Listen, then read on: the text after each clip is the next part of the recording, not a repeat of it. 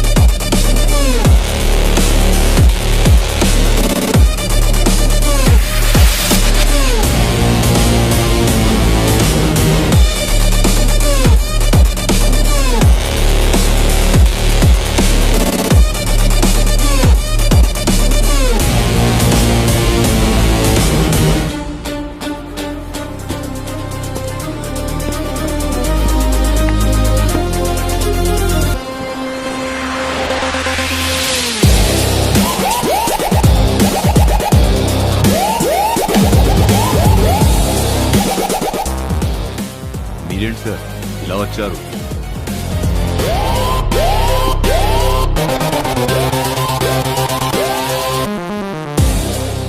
పోర్ట్లో పోరంబోకు పనులు ఎక్కువవుతున్నాయని విన్నాం. ఇండియాలోకి వెళ్తున్న డ్రగ్స్, వెపన్స్ అన్ని ఈ పోర్ట్ నుండే వెళ్తున్నాయని ఇన్ఫర్మేషన్ వచ్చింది. దీనివల్ల యూత్ పాడైపోతున్నారు, క్రిమినల్స్ రోజు రోజుకి పెరిగిపోతున్నారు. అందుకే పట్టుబట్టి మరి మళ్ళీ ఇదే పోర్టుకి ట్రాన్స్ఫర్ చేయించా. ఇకపై నా పర్మిషన్ లేకుండా ఏ కంటైనర్ లోపలికి రాకూడదు, ఏ కంటైనర్ బయటికి పోకూడదు. అండర్స్టాండ్?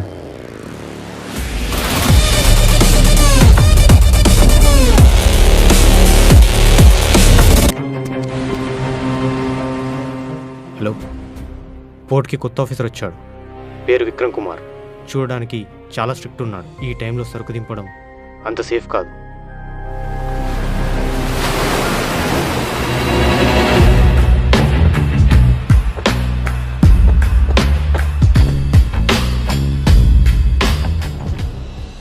సార్, అర్జెంటుగా డానీ సార్తో మాట్లాడాలి. సార్ చాలా బిజీగా ఉన్నారు. సార్, ఇట్స్ వెరీ అర్జెంట్, చాలా ఇంపార్టెంట్. సార్, మన కంటైనర్స్ తీసుకొచ్చి కస్టమ్స్ ఆఫీసర్ కాల్ చేశాడు. ఏదో అర్జెంట్ అంట. సార్, పోర్ట్లో ఇన్స్పెక్షన్కి ఒక కొత్త ఆఫీసర్ వచ్చాడంట. చాలా స్ట్రిక్ట్ అంట. నాకెందుకో డౌట్గా ఉంది. పోర్ట్ అన్నాక పోలీసులు మారడం, కొత్త వాళ్ళు రావడం చాలా మామూలు విషయం. అడ్డొచ్చిన వాడినల్లా అడ్డంగా తొక్కుకుంటూ ఇక్కడి వరకు వచ్చా. వచ్చినవాడు ఎవడైనా సరే మన మాట వినాల్సిందే. కానీ సార్, వాడు చాలా మొండివాడిలా ఉన్నాడు. ఈ ప్రపంచంలో డబ్బుకి భయానికి లొంగనివాడు ఎవడూ ఉండడు. ఇంతకీ వాడి పేరేంటి? విక్రమ్ కుమార్ సార్. వాడి పేరేమన్నావు? కొత్తగా వచ్చిన పోలీస్ పేరు Vikram Kumar sir.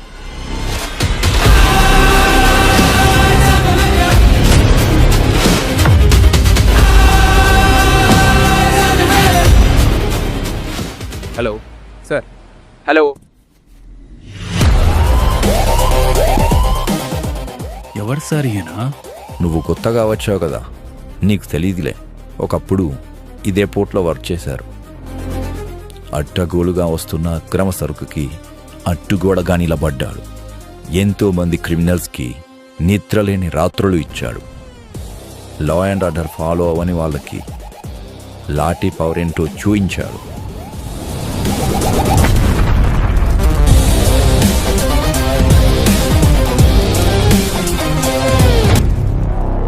Hello sir. Hello. వాడితో పాటు ఇంకా ఎంతమంది వచ్చారా? వాడితో పాటు ఇంకా ఎవరన్నా వచ్చారా? రా చెప్పురా, త్వరగా చెప్పు చెప్పురా చెప్పు. వచ్చాడు. వాడి పేరు మాన్స్టర్. ఏంటి మాన్స్టరా?